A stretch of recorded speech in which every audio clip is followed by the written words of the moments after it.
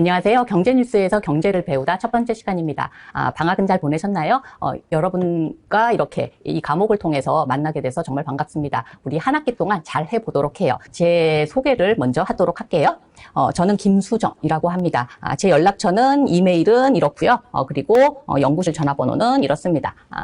연구실 전화로 이제 전화를 하셔도 되는데 개인적으로 제가 선호하는 의사소통 수단은 메일이에요, 메일. 그래서 이메일을 통해서 만약에 연락 주시면 언제든지 제가 언제든지는 아니지만 하루에 한 몇 번씩은 그래도 메일 체크하니까요. 신속하게 답변 받으실 수 있을 겁니다.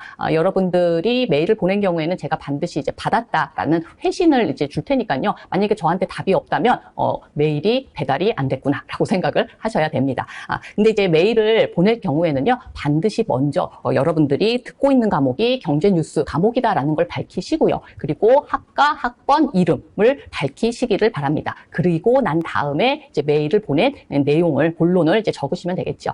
가끔 이제 보다 보면은 학생 중에서 메일을 보낼 때 이런 거를 이제 수강 과목과 자기소개 빼먹고 막 본론부터 막 얘기하는 경우가 있어요. 물론 이제 그렇다 하더라도 이제 제가 뭐 수강생 명단을 다 그냥 과목마다 찾아서 이 학생이 이 과목을 듣고 있는데 이런 애로사항이구나 라는 거를 알 수는 있지만요. 그걸 찾느라고 시간이 더 걸리거든요. 그러니까 빠른 피드백을 받는데 좀 이렇게 좀 방해가 된다라고 생각을 하셔야 될 것 같아요. 그렇기 때문에 메일 보낼 때에는 반드시 수강 과목 자기소개를 밝히고 나서 본론을 이야기를 하시기를 강력하게 부탁을 드립니다. 저는 이제 이메일을 통해서 의사소통하는 거를 선호하는 편인데요. 만약에 이제 저랑 직접적으로 이제 대화를 하면서 이야기를 하고 싶다면 연구실로 전화를 하시면 되겠어요. 그런데 제가 이제 낮 시간 동안에는 뭐 강의도 있고 뭐 그리고 회의도 있고 그러니까요. 못 받는 경우가 있을 수 있습니다. 그렇다 하더라도 이제 부재중 전화 뜨니까요. 그러니까 뭐 피드백은 받을 수는 있을 거예요. 근데 개인적으로는 이메일을 선호한다라고 여러분들께서 생각해 주시면 고맙겠습니다. 자, 제 소개는 이 정도로 이야기하도록 하고요. 과목 개요부터 이제 본론을 이야기하도록 하죠. 자, 과목 개요를 말씀드리자면요. 이 과목은 과목명이 개요이다라고 생각을 하시면 됩니다. 즉 경제 뉴스를 통해서 경제를 배워보는 과목이다라고 생각을 하시면 되겠어요. 그런데 이제 경제라는 거는요. 보는 관점에 따라서 미시경제와 거시경제로 구분이 됩니다. 미시경제, 마이크로경제라는 거는요. 미시적 관점으로 파악하는 경제예요. 그래서 개별 경제 주체가 벌이는 활동 하나하나에 주목을 합니다. 예를 들어서 일반 가정이라면 소득의 50%를 저축할 것이냐, 30%를 저축할 것이냐, 40%를 저축할 것인가 뭐 하는 그런 문제가 나타날 수 있겠죠. 기업이라고 한다면은 신규 공채를 할 것인가 말 것인가, 만약에 신규 공채를 한다면은 몇 명이나 채용을 해야 할 것인가 하는 거를 좀 결정을 해야 될 거예요. 이런 것들을 다루는 게 바로 미시경제이다라고 생각을 할 수가 있습니다. 반면에 이제 거시경제, 매크로경제라는 거는요, 거시적 관점으로 파악하는 경제예요. 그래서 나라 경제 전체, 이거를 국민경제라고 이야기를 하는데요. 국민경제가 움직이는 과정과 결과에 주목을 합니다. 그래서 예를 들어서 뭐 실업률의 추이는 어떠한가, 저축 증가, 가 뭐 경제 성장에 미치는 효과는 어떨까? 뭐 정부의 정책이 경제 성장에 미치는 효과는 어떤가? 뭐 이런 것들을 분석하는 게 바로 거시경제이다라고 생각을 하시면 돼요. 그래서 미시적 관점에서 경제를 분석하는 거는요. 나무 하나하나에 이제 좀 이렇게 포커스를 두고 분석을 하는 게 바로 미시경제입니다. 반면에 이제 거시경제라는 거는 숲 전체를 이제 분석하는 것이다. 라고 생각을 하시면 돼요. 그래서 만약에 상품 가격의 추이에 관심이 있다면 미시적 관점에서는 뭐 옷 가격, 버스 요금 하나하나의 추이가 어떤지를 파악하고 분석을 하려고 한다면 거시적 관점에서는 여러 재화들의 평균 가격, 이거를 우리는 물가라고 이야기를 하는데요. 물가에 관심을 가지고 이야기를 한다라고 생각을 하시면 돼요. 근데 이제 미시경제, 거시경제 모두 중요하지만 우리 수업 시간에서는요. 한 학기에 이걸 다 다룰 수는 없으니까 시간 관계상 거시경제 에 대해서 이제 배워보려고 합니다. 그래서 경제 뉴스, 뭐 경제 뉴스라는 게 여기서는 신문 기사, 방송국 뉴스 포함하는 개념이에요. 그래서 경제 뉴스를 통해서 거시 경제를 배워보는 과목이 바로 우리 과목이다라고 생각하시면 되겠습니다. 구체적으로는 제도권 언론이 제공하는 경제 기사, 경제 뉴스를 통해서 거시 경제의 배워보려고 하는 과목이에요. 사실 이 신문 기사를 이제 꾸준히 신문을 지속적으로 읽으면은요, 경제를 이해하는데 많은 도움을 받습니다. 그래서 꾸준히 신문을 읽어서 경제를 좀 이해하려고 하는 사람들이 있을 수 있어요. 하지만 많은 경우 중간에 많이 포기를 합니다. 여기서 꾸준히 지속적으로 읽는다는 거는 최소 뭐 6개월에서 1년 정도를 이야기하는 거예요. 그런데 이렇게 꾸준히 이렇게 1년 정도를 읽으려고 처음에 마음을 먹었어도 중간에 포기하게 되는 이유가 뭐냐면은 신문에 너무 많은 낯선 용어들과 개념들이 나옵니다. 그래서 거기에 이제 약간 좀 질려버려서 읽다가 그냥 포기를 해버리는 경우가 많이 있어요. 그래서 우리 수업은 이런 낯선 용어와 낯선 개념과 좀 친해지기 위해서 개설된 것이다라고 생각을 하시면 될 것 같아요. 그래서 제도권 언론이 제공하는 경제 뉴스를 통해서 거시경제의 기초 개념과 용어들을 배워보는 게 우리 과목이구나라고 생각을 하시면 되겠습니다. 자, 우리가 왜 경제를 배워야 할까? 경제라는 거는 사실 먹고 사는 것과 직결되어 있습니다. 그래서 경제에 의해서 영향을 받지 않는 개인은 없습니다. 그리고 또 어떤 사람들은 되게 부자가 되고 싶어요. 그래서 막 재테크를 막 관심이 있어서 막 재테크에 막 시간을 많이 쓰는데 경제를 모르고 재테크를 한다는 건 상당히 위험한 일입니다. 그래서 낭패를 보기가 쉬워요. 그리고 또 자칫 잘못하면 탐욕에 빠지기도 쉽습니다. 그래서 부자가 되고 싶든 아니면은 부자가 되고 싶은 거에는 관심이 없든 결국 어떤 경우에든 경제가 우리 삶을 둘러싸고 있기 때문에 경제에 대해서 좀 알아둘 필요가 있다라고 생각을 할 수가 있어요. 그리고 또 개인을 넘어서서요, 뭔가 이렇게 공동체 일원으로서 좀 이렇게 성숙된 뭐 책임감 있는 그런 시민이 되기 위해서는 기본적인 경제 지식을 갖춰야만 합리적인 의사결정을 내릴 수 있고요. 그리고 경제 현상을 이해할 수 있습니다. 그리고 경제 정책에 대한 이해도 할 수가 있어요. 그래서 이런 기본적인 경제 지식을 갖춘 개인이 많으면 많을수록 경제 현상에 내포되어 있는 어떤 문제가 무엇인지를 인식하고요. 이 문제를 해결하기 위해서 어떤 정책이 필요한지에 대한 생각을 할 수가 있고, 그리고 그런 정책을 요구할 수가 있고요. 그런 정책이 아니라면은 뭐 비판할 수도 있겠고요. 그래서 지금보다는 나은 미래가 되도록 앞당기는데 좀 기여를 할 수가 있겠죠. 그렇기 때문에 우리 사회에서 경제에 대한 이해를 할 필요가 있다라고 생각을 해볼 수가 있습니다. 자, 그 다음에 이제 왜 경제 뉴스를 통해서 경제를 배워야 할까를 생각해 보면요. 제가 이제 그러니까 신문을 꾸준히 지속적으로 읽으면 경제를 이해하는데 도움이 된다라고 얘기를 했잖아요. 그런데 그 이유는 뭐냐면 사실 경제에 대해서 모르는 사람이 경제에 대해서 이해를 할 때에는 어떤 게 중요한 기사인지 뉴스인지를 파악한다는 게 상당히 어렵습니다. 그런데 신문을 통해서 만약에 그거를 좀 파악하려고 하는 거는 좀 도움이 되는 게 신문이라는 게 그냥 만들어지는 게 아니라 여러 검증 단계를 거쳐서 만들어져요. 그런 다음에 만들어진 기사가 중요도에 따라서 배치가 됩니다. 그래서 중요한 기사일수록 일면, 앞면에 배치가 되고요. 중요한 기사인 경우에는 기사 크기도 크고, 그 다음에 기사 제목 크기도 크고요. 그리고 또 후속 기사의 양도 많습니다.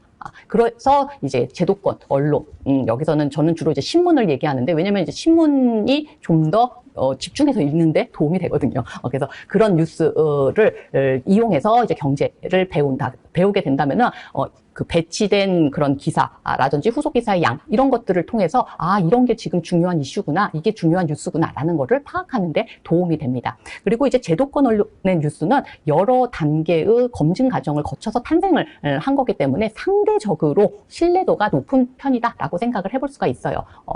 유튜브나 블로그 등에서도 이제 많은 콘텐츠들을 요즘 생성을 하고 있죠.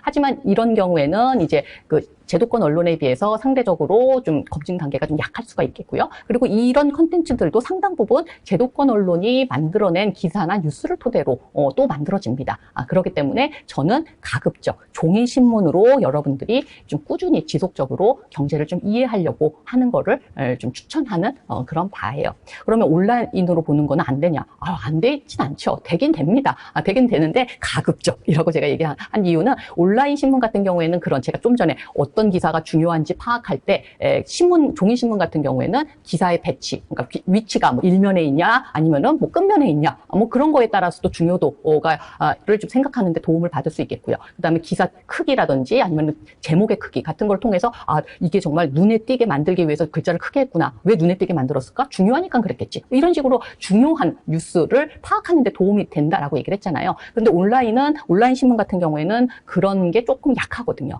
그리고 또 사실 온라인으로 신문을 보는 경우 대부분 뭐 신문사, 방송사 홈페이지에 가서 본다기보다는 포털을 통해서 많이 봅니다. 근데 포털 같은 경우에는 눈에 띄는 위치에다가 사람들이 많이 보는 그런 뉴스들을 이렇게 넣는 경우가 많이 있어요. 그래서 이제 포털 같은 거를 통해서 신문을, 뉴스를 접하면은요, 자칫 잘못하면 편식할 가능성도 있고 흥미 위주의 기사들만 볼 수도 있습니다. 그래서 좀 약간 올드하긴 하지만 가급적 종이신문으로 꾸준히 지속적으로 보는 것을 권한다라고 이야기를 하는 겁니다. 자, 우리 수업의 학습 목표는 뭐 이렇습니다. 거시 경제 흐름, 경제 흐름을 파악하는데 필수적이라고 할 수 있는 용어들, 그리고 개념들을 배우고 이를 바탕으로 실제 경제 기사를 꾸준히 읽을 수 있는 역량을 키우는 것이다. 즉, 낯선 용어, 낯선 개념들이 일종의 꾸준히 신문을 읽는 거를 방해하는 일종의 진입장벽이라고 할 수 있으니까 이런 진입장벽을 낮추는 게 바로 우리 학습 목표이다라고 생각을 할 수가 있겠고요. 궁극적인 목표는 경제를 비전공한 사람이라 하더라도 기본적인 경제 지식을 좀 쌓아서 경제 흐름을 이해하는 능력을 개발하고 좀 함양하는 것이다 라고 정했습니다. 그래서 이러한 학습 목표를 좀 달성하기 위해서 여러분들께 제가 신문 읽는 법을 간단하게 이야기를 하자면요, 제가 이제 최소 6개월에서 1년을 읽어라라고 얘기했는데요. 처음부터 너무 많은 시간을 투자하지는 마세요. 첫 번째로는 장기간 꾸준히 읽기는 읽되 매일매일 읽대요. 처음에는 짧은 시간, 10분에서 한 20분 정도 투자를 하십시오. 그래서 첫 면부터 마지막 면까지 슬슬 제목만 읽으면서 넘기세요. 그냥 제목만 파악해도, 제목만 읽어도, 제목만 매일매일 읽어도 요즘 이런 게 중요한 뉴스구나라는 걸 좀 파악하는데 도움을 받을 수 있습니다. 그러다가 흥미있는 기사가 있으면은 그거를 그냥 가볍게 한번 읽으십시오. 그래서 처음에는 가볍게 읽어라. 그 다음에 이제 매일매일 10분, 20분씩 그냥 제목만 넘기다 보면은 아무래도 경제 지식을 쌓을 수는 없겠죠. 어느 정도 이게 익숙해지면은요, 그러면은 이제 그 시간을 조금 더 투자해서요, 읽으면서 탑 기사에 좀 주목을 하십시오. 그래서 여기에서 이제 종이신문에는 두 가지 종류가 있잖아요. 종합지가 있고 경제 전문지가 있습니다. 일장일단이 있어요. 종합지 같은 경우에는 이제 경제면이 아무래도 경제 기사는 경제면에 있겠죠. 그리고 가끔 중요한 경제 기사인 경우에는 일면에 있습니다.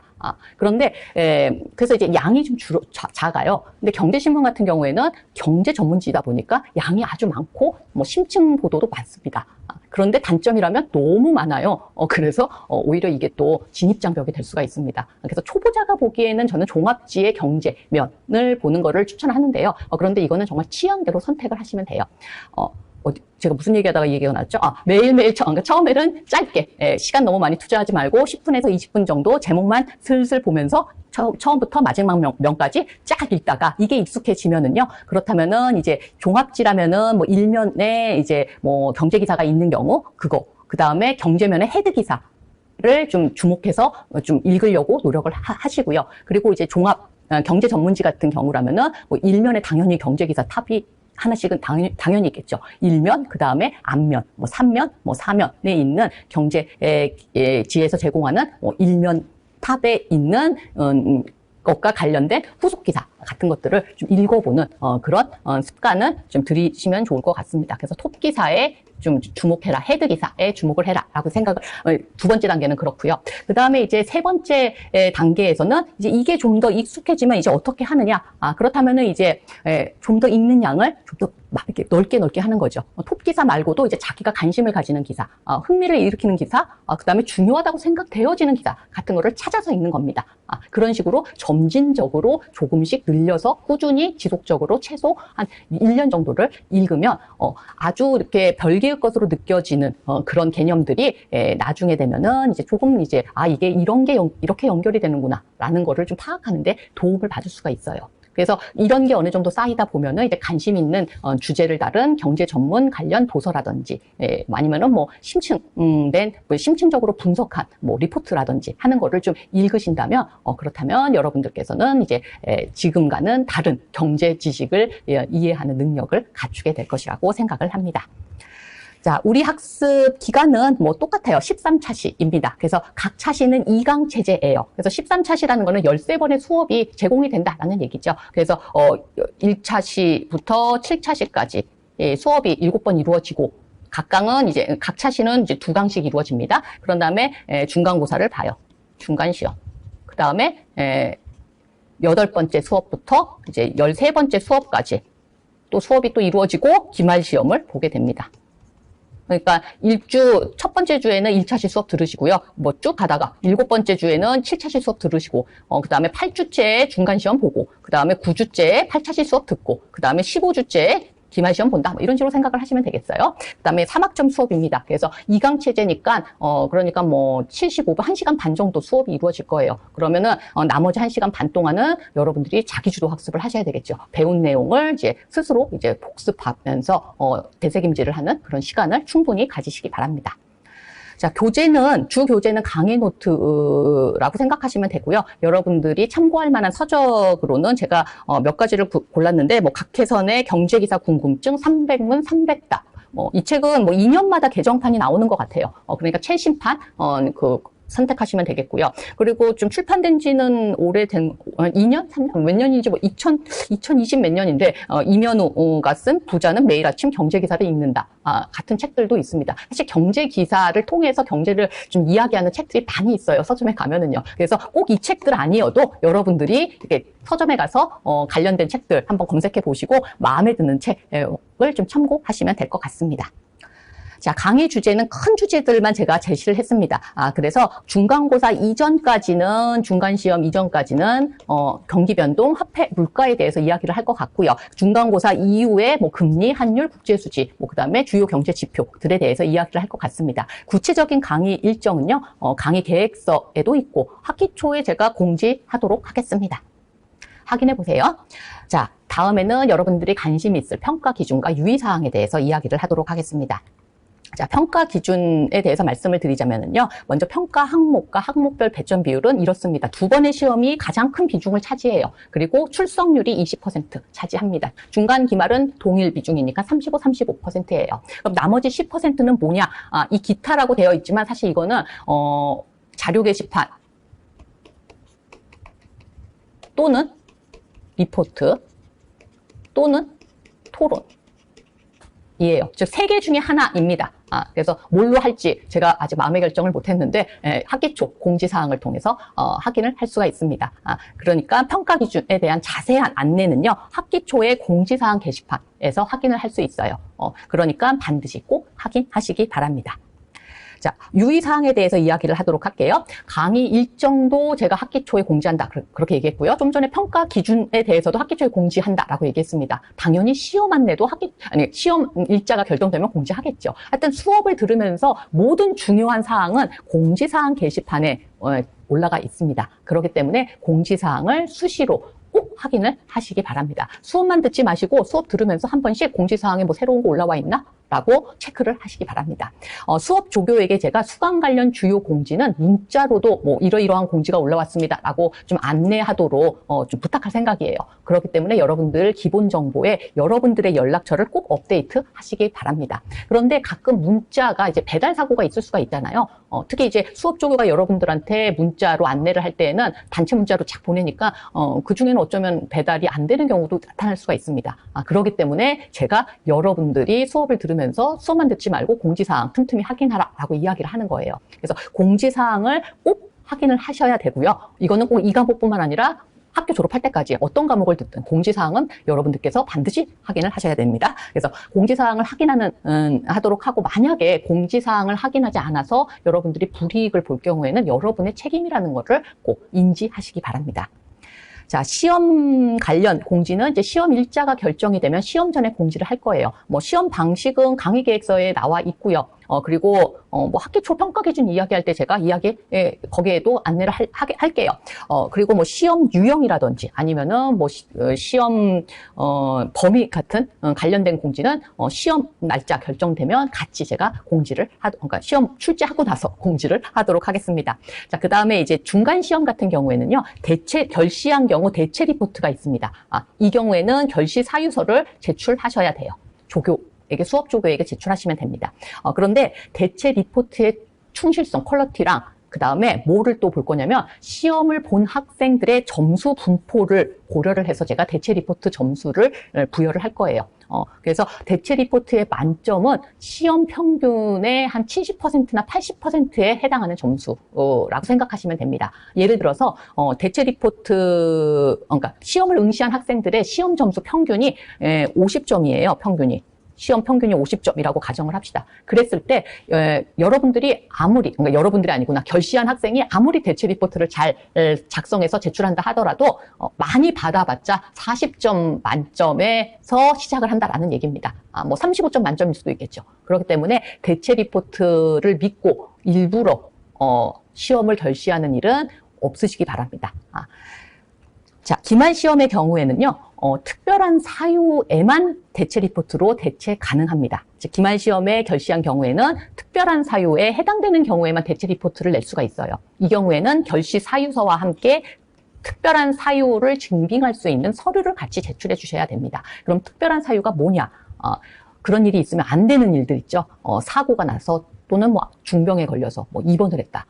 아니면은 뭐 수술을 했다. 뭐 직계가족이 사망을 했다 하는 정말 어쩔 수 없이 나타나는 그런 특별한 사유에서는 제가 그 대체할 수 있도록 방법을 모색을 할 거예요. 그런데 일상적인 일, 뭐 예를 들어서 야근, 회식, 출장, 친척, 지인, 조문, 뭐 가족 특별 여행 가서 시험 못 본 경우도 가끔 있더라고요. 이런 경우에는 특별한 사유로 인정하지 않습니다. 제가.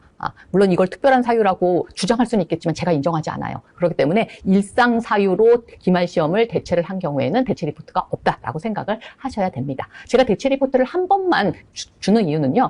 대체 리포트 그러니까 F를 주지 않기 위해서예요. 시험 점수가 2번 중에 한 번은 적어도 있어야 제가 F를 안 드릴 수가 있거든요. 그렇기 때문에 있는 거지. 뭐 대체 리포트 학생의 본분은 시험을 보는 거죠. 시험을 봐야 내가 배운 내용을 좀 확인을 할 수가 있고요. 그리고 다른 학생들과의 어떤 형평성 같은 거를 생각을 한다면은 가급적 시험은 꼭 보셨으면 합니다. 그래서 F를 받는 경우라면은요, 학교 차원에서 출석 규정을 지키지 못한 경우라고 생각하시면 되겠고요. 그리고 또 출석 규정은 준수했는데 2번의 시험을 모두 결시한 경우, 중간 대체 리포트도 미제출한 경우, 이런 경우에는 시험 점수가 없잖아요. 그러면은 시험 점수 비중이 제가 높기 때문에 자동 F가 나갈 수밖에 없습니다. 그래서 여러분들이 F를 받지 않으려면은요, 일단 출석 규정 준수하셔야 되겠고요. 출석 규정을 준수를 먼저 하셔야 되겠고요. 그리고 나서 플러스 2번의 시험 중에서 적어도 시험 1번은 봐야 된다라고 얘기를 할 수 있습니다. 물론 이제 시험 2번 다 보면 더 학점은 더 좋겠죠. 그렇죠? 그래서 출석 준수하고 만약에 중간을 결시했어요. 근데 대체 리포트는 냈습니다. 그런데 기말은 또 결시했어요. 이런 경우에는 시험 점수 1번밖에 없는 거잖아요. 게다가 대체 리포트 만점은 평균이 한 7, 80%라고 얘기를 했죠. 그러니까 만점 받지 못한 경우에는 뭐 20점 또 받을 수 있는 거예요. 그러면 학점이 당연히 좋을 수가 없습니다. 그러니까 대체 리포트로 중간 시험 대체하고 기말에 결시한 경우에는 아마 잘 받아도 D라고 생각하시면 될 거예요. 그렇기 때문에 그 이상의 학점을 좀 받고 싶다라고 한다면은 가급적 시험은 꼭 보십시오. 그래서 중간 결시한 경우 대체 리포트 제출하고 기말 시험 보시면 그나마 좀 그 회복을 할 수가 있겠죠. 그렇죠? 그래서 여러분들께 권장 드리고 싶은 거는 만약에 이제 학점을 좀 잘 받아야 되는 사람 또는 뭐 학점을 잘 받고 싶은 사람 중에서 시험 기간 중에 일상적인 이런 사유가 자주 나타나는 그런 경우라면은 수강 신청 정정 기간에 좀 변경을 하시면 좋을 것 같고요. 만약에 이제 시험 기간 중에 일상적인 사유, 뭐 야근이나 회식 같은 게 잦아서 시험에 결시를 할 것 같은 그런 확률이 높은데, 그런데 뭐 학점은 뭐 패스만 해도 만족이다 하는 사람은 들으시면 되겠죠. 대신 시험은 그래도 꼭 보려고 노력하고, 근데 이제 일상 사유가 기말에도 또 나타난 경우가 있을 수가 있으니까 이런 경우에는 중간 결시한 경우에는 대체 리포트를 반드시 내야 된다라고 생각을 하셔야 되겠습니다.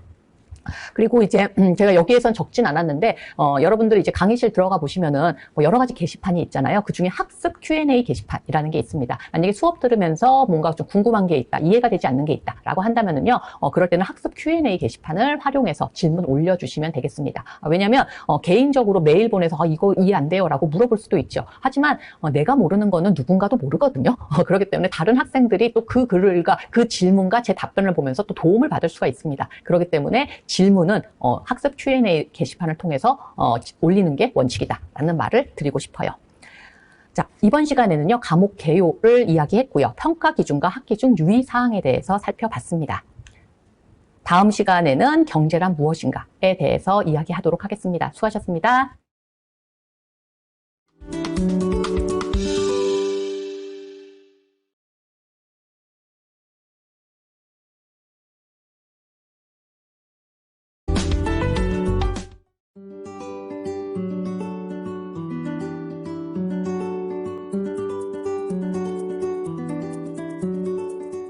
안녕하세요. 1차시 이강 수업입니다.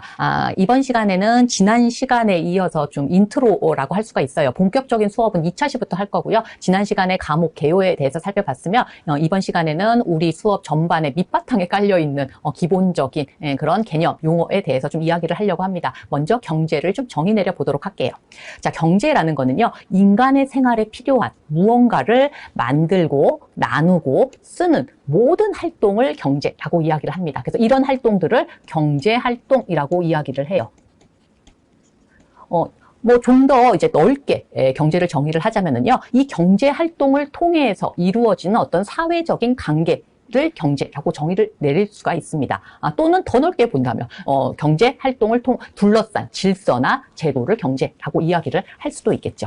자, 그러면 우리는 이제 여기 첫 번째에 조금 주력해서 얘기를 하려고 하는데요. 이 경제 활동에 대해서 좀 이야기를 하고요. 그 다음에 경제 활동에서 무언가를 만들고 나누고 쓴다라고 얘기했잖아요. 이 무언가에 해당하는 거를 경제 객체라고 하는데, 이 경제 객체에 대해서 좀 이야기를 하도록 하겠습니다. 먼저 경제 활동 이야기 하도록 할게요. 자, 경제 활동에서 무언가를 만들고 나누고 쓴다라고 얘기했는데요. 각각을 뭐라 그러냐면 생산, 분배, 소비라고 이야기를 합니다. 자, 생산이라는 거, 일상적인 생활에서 생산을 한다라는 거는 무언가 쓸모 있는 거를 만들었다라는 그런 의미잖아요. 그런데 경제학에서의 생산은 시장 안에서 상품의 가치를 높이거나 유지시키는 것까지 포함합니다. 여기서 제야 서비스 얘기는 뭐 여러분들 알 거는 같지만, 뭐 제야 서비스를 한꺼번에 제가 그냥 상품이라고 얘기를 했어요. 왜냐하면 제야 서비스에 대해서는 조금 이따가 또 이야기할 거거든요. 그래서 상품의 가치, 단순히 상품을 만드는 것뿐만 아니라 이 가치를 높이거나 유지시키는 것까지 포함한다. 어떤 의미냐? 유통, 보관, 판매 활동도 생산 활동으로 간주한다라는 얘기입니다. 그래서 뭐 우유를 만드는 것만 생산이 아니라 우유를 배달하는 것도 생산으로 간주를 한다. 왜? 배달이 됨으로써 소비자가 편하게 우유를 받아 마실 수가 있잖아요. 가치를 높였죠. 그렇죠? 그래서 그런 것도 생산에 포함된다라고 생각을 하시면 됩니다. 그래서 왜 제가 이 이야기를 하냐면, 우리가 다음 시간에 이제 GDP에 대해서 이야기를 할 텐데, GDP라는 거는 국내 총 생산이거든요. 생산이 어디까지 들어가느냐랑 관련된 이야기라고 생각하시면 돼요. 자, 분배는 뭐냐? 일상에서의 분배는 나누어 주는 것을 분배라고 얘기를 하죠. 경제학에서의 분배는 어떤 걸 의미하냐면, 생산 요소 제공자에게 생산 활동에 기여한 대가를 시장 가격으로 보상해 주는 것을 의미합니다. 그래서 만약에 출판사가 본업이 뭐예요? 책을 만들어서 파는 거죠. 그렇죠? 그래서 이렇게 본업에 준하는 그러니까 사업을 하려면은요, 많은 게 필요합니다. 자본도 필요하고요, 뭐 사무실도 필요하고요, 그 다음에 저자 섭외해서 그 저자가 책을 쓰는 그런 노동도 필요하겠죠. 그 다음에 출판사가 고용한 직원들의 노동도 필요할 겁니다. 광고도 해야죠, 유통도 필요해요. 여러 가지가 이제 활동들이 필요한데, 이런 생산 과정에 다양한 사람들이 참여를 할 텐데, 이 생산 과정에 참여한 사람들에게 적절히 그 대가를 나누어 줘야 할 거예요. 그 대가를 나누어 주는 활동이 바로 분배이다라고 생각을 하시면 되겠습니다. 자, 이제 경제활동 중에서 소비에 대해서 이야기를 하면 되겠죠. 일상생활에서의 소비는 그냥 쓰는 겁니다. 그런데 경제학에서의 소비는 구입한 상품을 최종 소비하는 경우, 즉 사용하는 경우에만 소비로 간주를 해요. 그러니까 제가 만약에 프린트 인쇄를 하기 위해서 문방구에 가서 A4 용지를 샀다 라면은 제가 사용하려고 산 거잖아요. 소비로 간주가 됩니다. 그런데 아까의 출판사가 책을 만들기 위해서 종이를 구매를 했다면은, 이 종이는 중간재로 사용하기 위해서 이제 출판사가 구매를 한 거지, 출판사가 사용을 하기 위해서, 그러니까 최종 사용을 하기 위해서 그 목적으로 구입한 것은 아니에요. 그렇기 때문에 소비로 간주되지 않는다라고 생각을 해볼 수가 있겠죠. 자, 경제 활동에 대해서 살펴봤는데요. 이 경제 활동의 대상이 되는 것을, 즉 나누고 만들고 생산하고 여기 분배하고 소비되는 그 대상이 되는 거를 경제 객체라고 이야기를 합니다. 무언가에 해당되는 거죠. 그래서 이 경제 객체에는 재화와 서비스가 있어요. 재화와 서비스는 공통점은 뭐냐면 인간의 생활에 필요한, 그래서 이게 가지게 된다면 그러니까 충족이 된다면은 인간에게 만족, 효용을 주는 그런 공통점이 있습니다. 그런데 재화는 손으로 만질 수가 있는 거고요. 그래서, 근데, 예를 들어 자동차, 컴퓨터 같이 손으로 만질 수 있어요. 그걸 재화라고 이야기를 하고요. 서비스라는 거는 손으로 만질 수 없는 것들을 말합니다. 그래서 서비스를 용역이라고 이야기를 하기도 해요. 그래서 뭐 서비스에 의하면은 뭐 미용사의 미용, 서비스, 이발 서비스, 뭐 전기, 물 같이 손으로 만질 수 없는데, 근데 인간에게는 필요해요. 그래서 충족이 된다면, 구입을 한다면 만족감을 주는 그런 게 바로 서비스 용역이다라고 생각을 하시면 되겠습니다. 그런데 이제 모든 재화와 서비스가 실질적으로 경제활동의 대상이 되는 것은 아닙니다. 실질적으로 경제활동의 대상이 되는 것은 경제재라고 이야기를 해요. 경제재라는 건 뭐냐면요, 자유재와 대비되는 말인데, 경제재는 유용하기도 하고 희소하기도 한, 유용성과 함께 희소한 그런 성격을 가진 그런 재화나 서비스를 경제재라고 이야기를 합니다. 자유재는 그럼 뭐냐? 자유재는 유용하기는 한데 희소성은 없는 그런 재화나 서비스를 자유재라고 얘기를 합니다. 뭐 예를 들어서 미래에는 어떨지 모르지만 현재의 공기는 유용해요. 없으면 인간이 죽어요. 하지만 희소하진 않죠. 그렇기 때문에 경제활동의 대상이 아니다라고 생각을 해볼 수가 있습니다. 그런 게 바로 자유재이다라고 생각하시면 되겠죠. 자, 그래서 이제 우리가 이제 경제를 처음에 정의를 내렸는데요. 우리가 이제 배운 용어를 활용해서 경제를 다시 한번 정의를 내리자면, 인간의 생활에 필요하고 희소한 재화나 서비스, 이게 바로 경제 객체죠. 이거를 생산하고 분배하고 소비하는 모든 활동을 경제라고 이야기를 합니다. 또는 그 경제활동을 통하여 이루어지는 사회적 관계, 또는 그 활동을 둘러싼 질서나 제도를 경제로 정의할 수 있다라고 생각을 하면 되겠죠. 자, 경제활동까지 우리가 경제활동과 경제 객체에 대해서 얘기를 했는데요. 그럼 이제 무슨 얘기를 할 차례냐? 경제활동은 누가 할까? 그렇죠? 누가 경제활동을 할까? 각각의 경제 활동을 하던 사람들이 주로 무엇을 할까? 이런 것들을 좀 이야기를 해야 됩니다. 크게 3대 경제 주체라고 한다면은 가계, 기업, 정부입니다. 가계는 어떤 사회의 기본 단위예요. 가장 작은 단위죠. 일반 가정 생각하시면 됩니다. 그래서 일반 가정에 속한 구성원들은 생산 활동에 참여를 해요. 그래서 생산 활동에 참여한다는 거의 의미는 뭐냐면 생산 요소를 제공하는 거예요. 뭐 노동을 제공할 수도 있겠고요. 자본을 제공할 수도 있겠고, 토지를 제공할 수도 있습니다. 즉 생산 요소를 제공하고 그 대가로 소득을 얻습니다. 그래서 만약에 노동을 제공했다면 임금을 받을 테고요. 자본을 제공했다면 이자나 배당 소득을 얻겠고요. 뭐 토지를 제공했다면 지대 소득을 얻겠죠.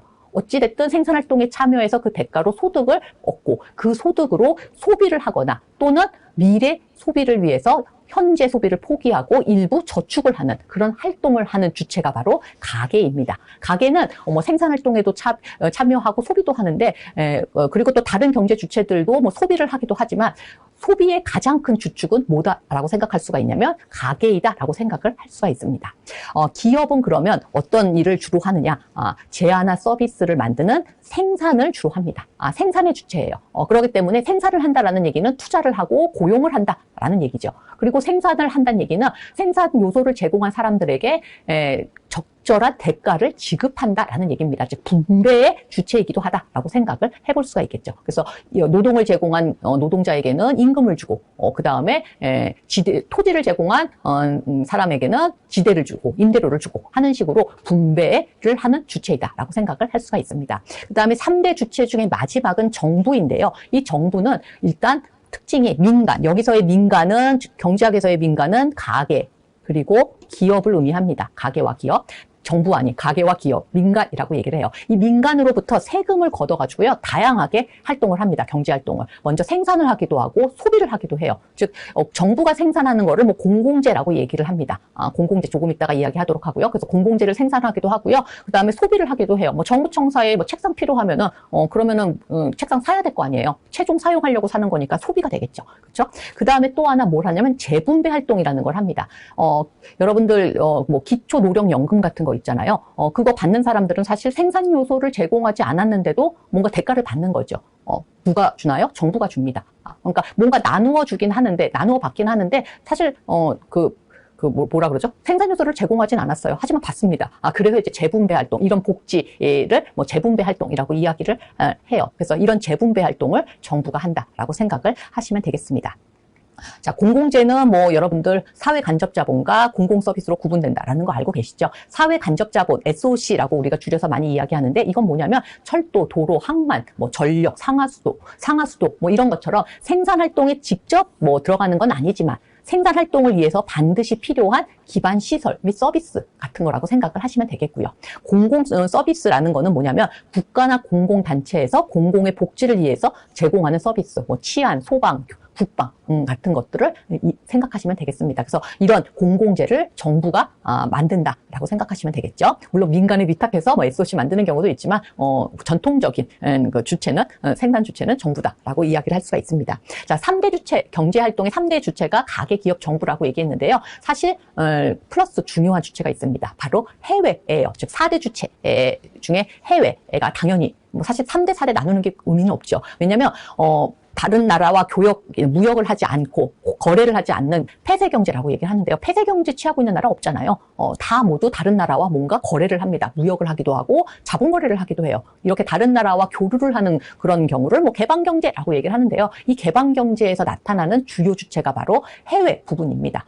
그래서 해외 부분을 뭐 외국, 뭐 국외 뭐 여러 가지 용어로 사용하지만 이 해외도 경제활동의 주요 주체이다라고 생각을 해야 되겠죠.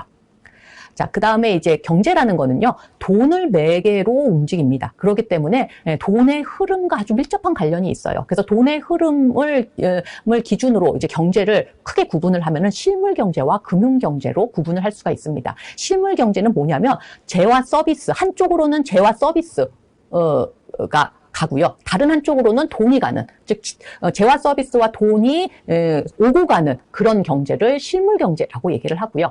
금융경제라는 거는 돈만 오고 가는 그런 경제를 금융경제 또는 화폐경제라고 이야기를 합니다.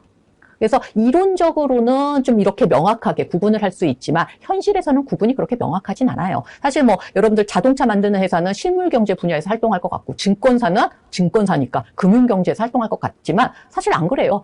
예를 들어서 증권사 같은 경우에도 실물경제 분야에서 활동을 합니다. 증권사가 수수료를 받고요. 그 다음에 고객에게 증권사, 투자자문 서비스를 제공을 해요. 이것도 실물경제잖아요. 그렇죠? 그렇기 때문에 좀 명확하진 않아요. 실물경제와 금융경제는 서로 영향을 주고받으면서 움직입니다. 보통 경제발전이 좀 낙후되어 있는 저개발 국가에서는요, 금융경제보다는 실물경제가 주축이 됩니다. 실물경제가 금융경제를 이끌어요. 금융경제가 그렇게 큰 비중을 차지하지 않고 그냥 실물경제를 뒷받침하기 위한 정도로 존재를 한다라고 생각하시면 돼요. 그러다가 경제 발전이 진행이 되면 자본의 흐름이 커지면서요. 금융경제의 규모가 상당히 커집니다. 그래서 금융경제가 실물경제를 이끌기도 해요. 그렇기 때문에 금융경제와 실물경제를 모두 다 이해해야 경제를 이해할 수 있다라고 생각을 해야 됩니다. 그래서 우리 수업 시간에서는 이쪽 이야기도 당연히 금융경제 이야기를 안 할 수가 없겠죠. 이제 두 번째 주제인 시장 경제의 메커니즘에 대해서 이야기를 하도록 하겠습니다. 자, 어떤 그 지역, 어떤 사회, 경제 단위이든 어떤 경제의 기본적인 경제 문제를 해결해야 되냐면 무엇을, 어떻게, 누구를 위해, 언제, 얼마나 생산할 것인가 이거를 이제 잘 해결을 해야 됩니다. 그래서 이런 그 문제를, 기본적인 경제 문제를 한 사회, 한 경제가 체계적으로 해결하는 방식을 뭐라 그러냐면 경제 체제, 뭐 이코노믹 시스템이라고 이야기를 해요. 자, 그래서 경제 체제라는 거는 크게 구분을 하자면 자본주의와 사회주의로 구분을 할 수가 있어요. 그래서 사회주의는 생산수단이나 자원을 모두 공동으로 소유를 합니다. 즉 사회적 소유를 해요. 그래서 중앙에서 뭐를 생산하고 뭐를 언제 얼마만큼 생산할지, 그리고 어떻게 분배할지, 그리고 누가 사용하게 만들지 이런 것들을 계획하고 통제를 합니다. 중앙에서. 그래서 사회주의를 계획경제라고 이야기를 해요. 반면에 이제 자본주의에서는 공동소유가 아니라 생산수단의 사적인 소유를 허용을 해요. 그 다음에 자유 경쟁을 시킵니다. 즉 자원 배분이나 이익 추구에 있어서 막 자유롭게 경쟁을 맡기는 거예요. 그래서 이 자본주의에서는 경제 주체들 모두가 자유롭게 참여하는 시장이 나타나게 되는데, 그래서 자본주의 체제를 시장 경제라고 이야기를 합니다.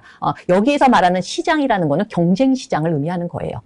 시장은 사실 뭐 남대문 시장, 동대문 시장 같이 물리적으로 존재하는 시장만 시장인 게 아니라 그냥 사는 사람, 파는 사람이 만나서 거래가 이루어지는 어떤 추상적인 의미의 시장이라고 생각을 하셔야 됩니다. 경쟁 시장이라는 거의 의미는 뭐냐면 판매하는 사람, 사는 사람이 아주 많다라는 얘기예요. 그래서 한 개인이 어떤 의사결정이나 또는 뭐 행위 같은 게 전체 여러 시장에는 별다른 영향을 미치지 못하는 그런 시장이다. 그래서 뭐 흔히 이제 뭐 완전 경쟁 시장을 에서 개인이 영향을 못 주는 거를 뭐 그런 거라고 생각할 수 있겠죠. 뭐 바다에다가 여러분들이 한번 이렇게 시를 해요. 그래도 절 영향 못 주잖아요. 그런 거라고 생각을 하시면 됩니다. 근데 이제 현실은 사실 100% 완전 경쟁 시장은 아닙니다. 하지만 일단 그렇게 가정을 하고 이야기를 진행을 해야 됩니다. 경제를 배우려고 한다면은요. 그래서 그렇게 가정을 하고 이제 이야기를 할 거예요. 그래서 이 자본주의에서는 시장을 통해서 생산을 얼마큼, 언제, 무엇을 할 것인지, 어떻게 분배가 될 것인지, 그 다음에 소비가 어떻게 이루어질 것인지가 다 시장을 통해서 이루어집니다. 그래서 시장 경제의 메커니즘을 조금 더 이야기를 할 필요가 있어요. 그래서 이제 시장 경제의 메커니즘은 사실 별게 아니라 여러분들이 고등학교 때 다 배웠을 거라고 생각을 합니다. 그 이야기를 하려면 이제 수요 공급 이야기가 나와야 되거든요. 자, 수요 이야기부터 하도록 할까요? 자, 수요, 디맨드라는 거는요, 재화와 서비스를 구입할 수 있는 능력을 갖춘 사람의 구입하려는 욕구를 수요라고 이야기를 합니다. 어떤 사람이 소득은 2천만 원이고 자산이 뭐 4천만 원이에요. 근데 뭐 400억짜리 펜트하우스를 막 갖고 싶어요. 막 구입하고 싶어요. 그런 욕구를 가지고 있어요. 이거 수요일까요? 수요 아니죠. 그냥 욕구일 뿐입니다. 왜? 능력을 못 갖췄으니까. 소득이 2천만 원이고 자산이 4천만 원인데 어떻게 400억짜리 펜트하우스를 구입할 수 있겠어요? 그런 능력이 없잖아요. 그래서 이런 경우는 수요라고 생각하지 않습니다. 자, 그래서 다른 조건이 같을 때 가격이 올라가면 수요가 감소하고 가격이 내려가면 수요가 증가하겠죠. 그렇죠? 비싸면 좀 덜 사게 되고 싸면 좀 더 사게 되잖아요. 그렇죠? 그런 법칙이 이제 수요의 법칙이라고 얘기를 합니다. 그래서 수요의 법칙을 생각한다면 이런 수요 곡선은 아래로 내려가는 그런 모양을 가지는구나. 가격이 올라가면 가격이 이 정도 수준일 때는 수요량이 이만큼밖에 안 되지만 가격이 만약에 내려가면 수요량이 이만큼 늘어난다. 이런 거를 보여주는 게 이제 수요 곡선입니다. 그래서 가격이 변해서 수요량이 변할 때에는 이렇게 이 점에서 이 점으로 수요량이 바뀌어요. 그 곡선상에서 움직이게 되는 거고요. 가격 이외의 요인이 변한 경우, 이외의 요인이 변화한 경우에는 변해서 수요량이 달라지는 경우가 있을 수가 있겠죠. 변하는 경우. 그런 경우에는 곡선 자체가 왼쪽으로 또는 오른쪽으로 이동하게 됩니다. 뭐 예를 들어서 소득이 늘어나요. 똑같은 조건인데 갑자기 이제 소득이 늘어났어요. 그럼 나는 더 많이 살려고 하겠죠. 수요량이 더 커질 거 아니에요. 그런 경우에는 가격은 그대로 있는데 수요량이 변했으니까 이렇게 우측으로 수요 곡선 자체가 변할 것이다. 만약에 가격 이외의 요인 때문에 수요량이 감소한 경우라면은 왼쪽으로 수요 곡선이 변할 것이다. 근데 이런 얘기는 사실 경제학 원론에서 배우는 얘기인데 혹시 여러분도 생각나는데 날까봐 복습 차원에서 이제 이야기를 한 겁니다. 자, 공급, 서플라이라는 건 뭐냐면은요, 교환하거나 판매하기 위해서 시장에서 재화나 서비스를 제공하는 것을 말해요. 그게 공급입니다. 예를 들어서 제가 우리 집 화단에서 방울토마토를 키웠어요. 왜? 내가 먹으려고. 그런 경우에는 내가 공급한 건 아니죠. 왜? 나는 시장에서 안 팔았잖아요. 그렇죠? 그런데 내가 만약에 주말 농장에서 뭐 배추를 재배해서 그거를 시장에 가서 팔았어요. 그런 경우에는 이제 공급한 거죠. 공급이 발생한 거죠. 그렇죠? 그래서 시장에서 이제 재화나 서비스를 이제 적절한 가격을 받고 제공하는 게 이제 공급이 되는 겁니다. 그래서 뭐 자원봉사라든지 아니면은 뭐 기부하는 거는 공급에 해당되지 않는다라고 말을 할 수가 있어요. 자, 다른 조건이 같을 때 가격이 상승하면 공급이 증가하고 가격이 내려가면 공급이 감소하게 됩니다. 만약에 가격이 상승하면은요, 저거 좀 괜찮은 것 같은데 나도 한번 만들어서 팔아볼까 하는 사람들이 많아지겠죠. 그래서 공급이 증가합니다. 가격이 내려가면 공급은 또 감소하게 돼요. 그래서 이런 법칙을 공급의 법칙이라고 얘기를 합니다. 그래서 이 공급의 법칙 생각한다면 공급 곡선은 이렇게 우상향하겠구나 라고 우상향 이런 식으로 우상향하겠구나라고 생각을 해볼 수가 있겠죠. 그렇죠? 그래서 가격이 변해서 공급량이 변하는 경우에는 수요 곡선 때와 마찬가지로 곡선상에서 움직입니다. 즉 가격이 이 정도 수준일 때 공급량이 이만큼이었어요.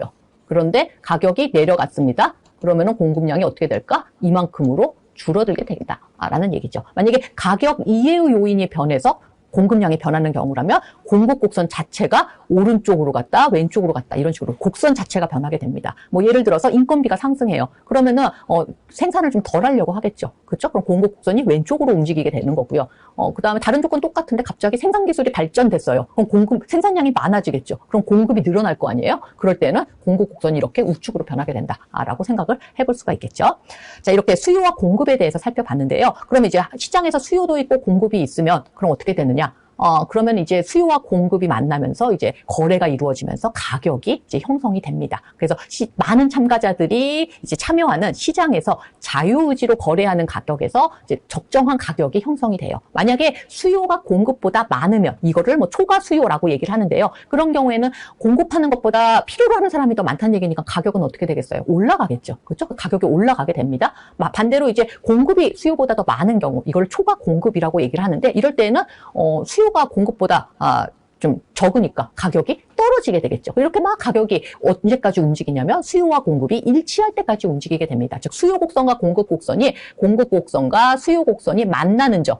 요 점을 우리는 이때까지 가격이 움직이고 이때 일치할 때의 가격을 균형 가격, P스타로 제가 표시를 했는데 균형 가격이라고 이야기를 해요. 그래서 이렇게 수요와 공급에 의해서 가격이 결정이 되는데 이 가격이 바로 시장 메커니즘의 키다라는 얘기죠. 그래서 시장 경제에서는 많은 참가자들이 있다 그랬어요. 시장은 우리가 그걸 전제로 했습니다. 그래서 개별 경제 주체들이 자기들의 이익을 위해서 막 경제 활동을 하는 것 같아요. 그래서 그런 활동들이 막 중구난방처럼 이루어지는 것처럼 느껴질 수 있지만 그렇지만 수요와 공급에 따라서 가격이 부단히 움직이는 이 과정에서 가격이 마치 보이지 않는 손처럼 수요와 공급을 조절한다라고 볼 수 있습니다. 그래서 시장 참가자들은 시장 가격의 추이를 기준 삼아서 각자 자신의 이익을 최대한 할 수 있는 쪽으로 거래 의사를 조정을 해요. 뭐 예를 들어서 만약에 가격이 너무 올라가서 수요가 제로가 되는 일, 뭐 그런 일은 없을 거예요. 왜? 그렇게 된다면 일단 그 제안화 서비스를 가지고 있는 판매자 입장에서는 어떻게 해서 팔아야 자신한테 이익일 거 아니에요.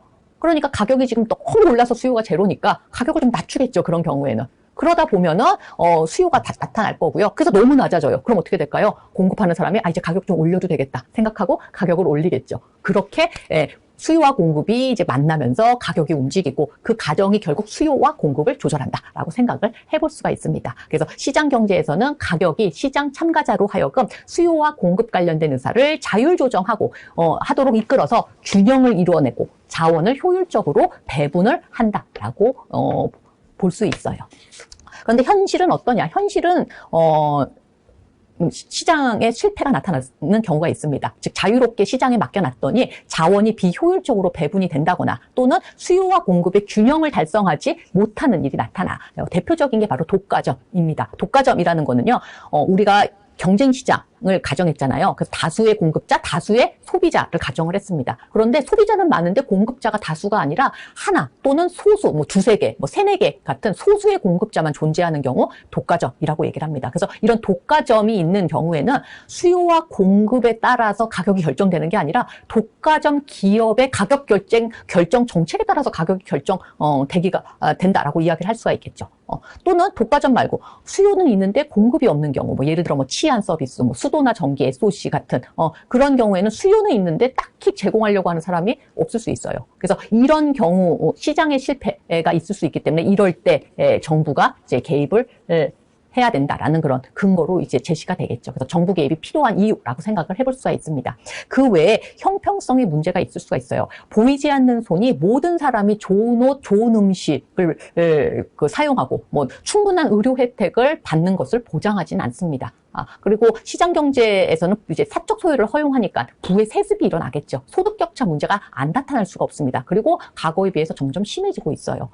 그래서 인간의 어떤 존엄성 같은 거를 생각해 본다면 뭔가 이렇게 좀 불평등하게 뭔가 태어나기를 가난하게 태어나서 뭔가 이렇게 교육도 좀 덜 받고, 그래서 출발선이 다른 경우 있잖아요. 그래서 출발선을 맞추는, 그런 쪽으로 뭔가 이렇게 그 정부가 좀 이렇게 복지를 제공을 해야 되는 거 아닌가라는 그런, 주장을 할 수가 있겠죠. 그래서 그런 주장 때문에 만들어진 제도가 많이 있습니다. 뭐 소득세도 있겠고요. 뭐 사회보장 제도 같은 거 있을 수가 있겠죠. 그렇죠? 그래서 그런 게 나타났다. 결국에는 현실은 시장에 완전히 맡겨놨더니 뭐 시장의 실패, 뭐 형평성 같은 거에 문제가 있을 수 있어서 뭐 정부 개입이 좀 필요하다. 정부 정책이 적절하게 들어가야 된다라고 이야기를 할 수가 있습니다. 그런데 이런 게 바로 정부 개입이 필요한 근거로서는 충분한데요.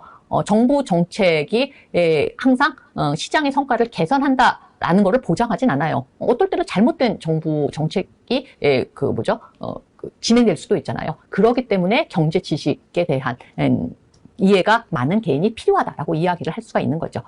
그래야 제대로 된 해결인지 아닌지 제대로 된 정책을 요구할 수 있는 그런 사람들이 많아질 테니까요. 그래서 경제 지식을 우리 열심히 배워보자라는 이야기라고 생각하시면 되겠습니다. 자, 그래서 이번 시간 여기까지 했어요. 이번 시간에는 우선 경제를 정의를 해봤습니다. 그래서 제가 정리하기는 이렇게 간단하게 적을 건데요. 여러분들은 간단하게 정리하지 마시고 수업을 들으면서 나온 용어들 일단 정리를 좀 하는 습관 들이셨으면 좋겠고요. 어떤 내용 배웠는지도 여러분들이 스스로 자기주도 학습으로 좀 정리를 하셨으면 좋겠습니다. 뭐 예를 들어서 경제를 정의를 쫙 했잖아요. 그럼 경제 정의에서 우리가 뭐 나왔죠? 경제 활동에는 뭐가 있나? 그렇죠? 생산, 분배, 소비. 일상에서의 생산, 소비, 분배랑 어떤 게 다른가 우리가 체크했잖아요. 그것도 한번 정리해 보시고 뭐 경제 객체에는 뭐가 있나? 재화와 서비스가 있다. 그래서 관련된 용어로 뭐 자유재, 경제재 같은 거 나왔죠. 그렇죠? 그다음에 경제 주체로는 누가 있나? 라는 것도 이야기했습니다. 그런 식으로 여러분들이 정리를 하시면 될 것 같아요.